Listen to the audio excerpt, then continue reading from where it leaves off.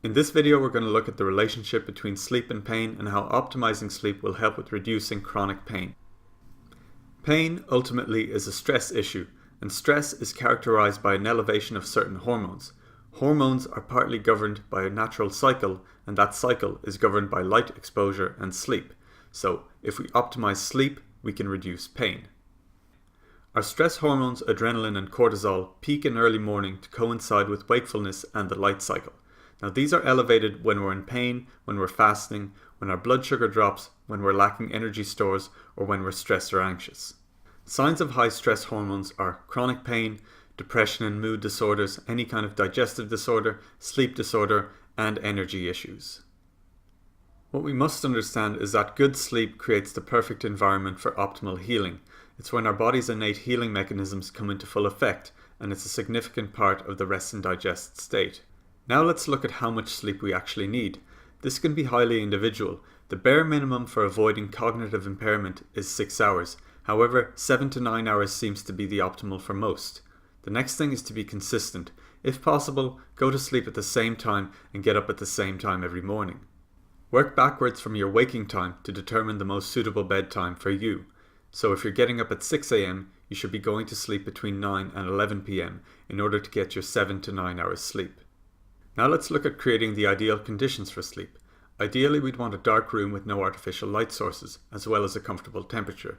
You should avoid screens for 1 hour leading up to sleep and begin to wind down with breathing exercises, reading a book, or your preferred relaxation technique. For devices, you should decrease the screen brightness or install an app like Flux or Night Shift. You can put your phone on flight mode while sleeping to avoid getting notifications during the night. I'd personally recommend setting all of your alarms before you go to sleep, that way you don't have to do it in bed.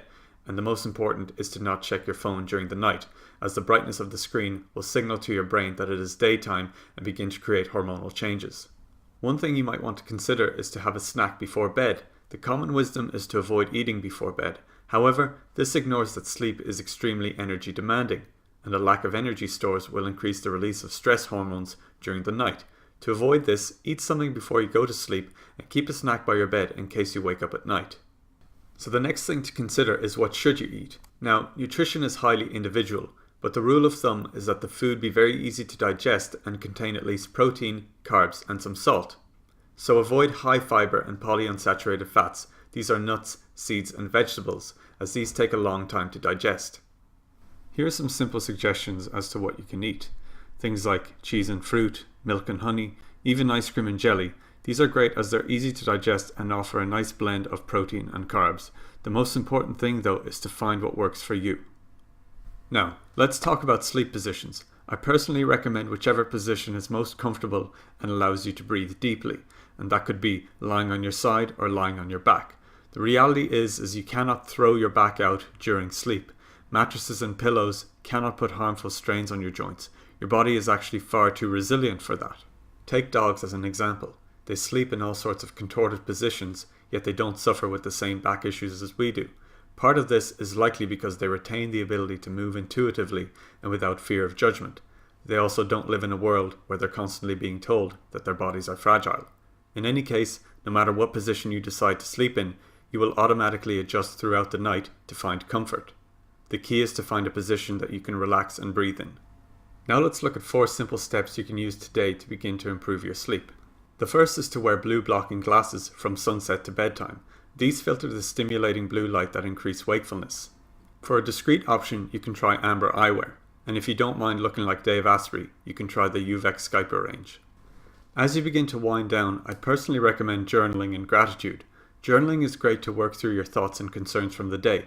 Putting these to paper can be a simple way of putting concerns to rest and gaining perspective. After this, take the time to list what you're grateful for. This helps you shift your focus. These methods are particularly good if you have an overactive mind and struggle to relax. The next method is simply to tape your mouth shut when you go to sleep. This helps to decrease snoring, improve your breathing, and oxygenation of the body.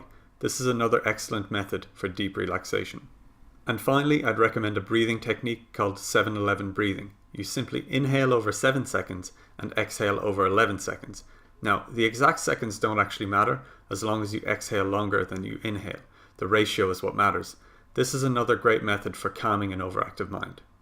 So that's it for this video, and thanks for watching. Be sure to like and subscribe for future content and share this with anyone else who needs it. You'll find that simply using these 4 steps, you'll improve your sleep quality and begin to reduce your pain levels.